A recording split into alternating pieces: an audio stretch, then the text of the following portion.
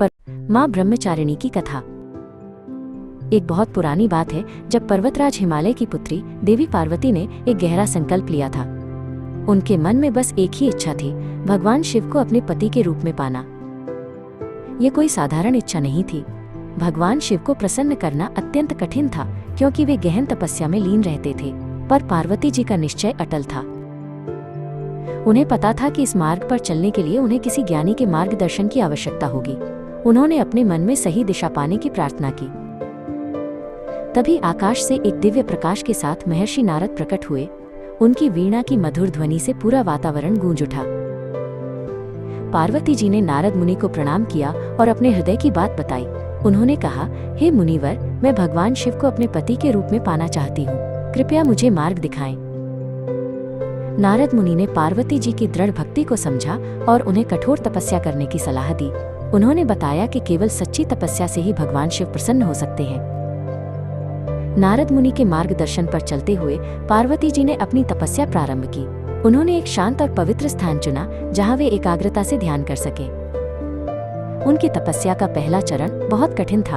उन्होंने वर्षों तक केवल वन में मिलने वाले फल फूलों का ही सेवन किया। दिन रात, गर्मी सर्दी, वर्षा तूफान, किसी भी मौसम ने उनके निश्चय को डिगा नहीं पाया। उनका मन केवल भगवान शिव के चरणों में लगा रहा। समय बीतता गया, पर पार्वती जी की तपस्या की अग्नि और प्रज्वलित होती गई। उन्होंने सोचा कि उन्हें अपनी तपस्या को और भी कठोर बनाना होगा।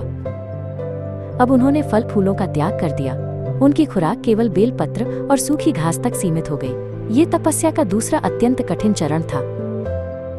शरीर कमजोर होता जा रहा था, पर आत्मा की शक्ति बढ़ती जा रही थी। वे भगवान शिव के नाम का जाप करती रहीं, हर सांस में उनका नाम था। पार्वती जी ने महसूस किया कि उन्हें अभी भी और त्याग करना होगा। उन्होंने अपनी तपस्या को तीसरे चरण में ले जाने का निर्णय लिया। अब उन्होंने बेलपत्र और घास का भी त्याग कर दिया। वे केवल जल का सेवन कर अपनी तपस्या जारी रखने लगीं। ये तपस्या इतनी तीव्र थी कि देवता भी आश्चर्यचकित थे। पार्वती जी की भक्ति की कोई सीमा नहीं थी। अंत में उन्होंने सबसे कठिन निर्णय लिया। उन्होंने जल का भी त्याग कर दिया। अब वे बिना किसी भोजन या जल के केवल वायु पर जीवित थीं। ये तपस्या का सर्वोच्च शिखर था, जहां शरीर की सभी इच्छाएं समाप्त हो गईं और केवल आत्मा का प्रकाश बचा। उनकी इस अद्वितीय और कठोर तपस्या के कारण ही उनका नाम ब्रह्मचारिणी पड़ा, जिसका अर्थ है जो ब्रह्म तप ज्ञान का आचरण करती है। पार्वती जी की इस अडिग साधना और भक्ति को देखकर सृष्टि के रचयिता भगवान ब्रह्मा अत्यंत प्रसन्न हुए। भगवान ब्रह्मा स्वयं पार्वती जी के सामने प्रकट हुए। उनके आगमन से पूरा वातावरण दिव्य सुगंध से भर गया। ब्रह्मा जी ने पार्वती जी को वरदान दिया कि उनकी तपस्या सफल हुई है और वे निश्चित रूप से भगवान शिव की अर्धांगिनी बनेंगी। ब्रह्मा जी के वरदान के बाद भी पार्वती जी ने अपनी तपस्या जारी रखी। वे जानती थीं कि भगवान शिव को प्रसन्न करना अभी बाकी है। पार्वती जी की इस अदम्य भक्ति और दृढ़ संकल्प ने आखिरकार भगवान शिव के हृदय को छू लिया। उनकी तपस्या की शक्ति इतनी महान थी। भगवान शिव स्वयं पार्वती जी के सामने प्रकट हुए और उन्हें अपनी पत्नी के रूप में स्वीकार किया। ये प्रेम और तपस्या की एक अद्भुत कहानी थी।